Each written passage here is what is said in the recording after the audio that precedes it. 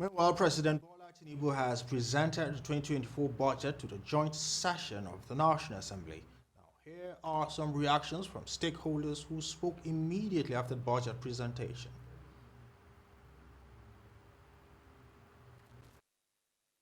More importantly, the president was able to capture very copiously the issue of national security, human capacity development, particularly the youths, the teeming youths, young men and women.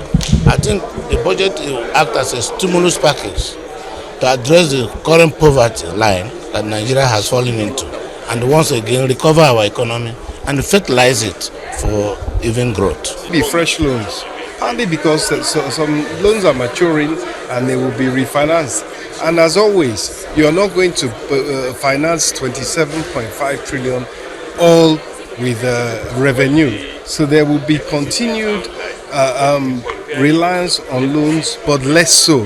The important thing is that the size of the deficit, the size of the budget that is being relied on from borrowing is down. This important ritual that we witnessed today is very important for our democracy, right? You had the president come and present the budget proposal, and in line with our constitutional mandate, the National Assembly is going to scrutinize the budget, and we hope that we'll be able to pass it in the next few weeks.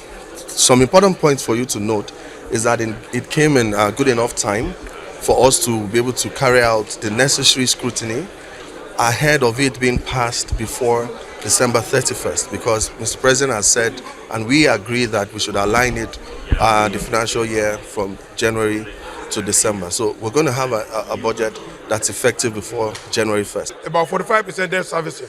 That is not bad, except that we are borrowing more. Remember last year, debt to GDP was about 6%. Now debt to GDP is about 3%. And we have a deficit financing of about 8.7 trillion. And that means that we're going to fund that from external borrowing. I mean, it's a fairly interesting budget, and it's on infrastructure development. There are 11,886 abandoned federal government mega projects in Nigeria. Is that not worrisome?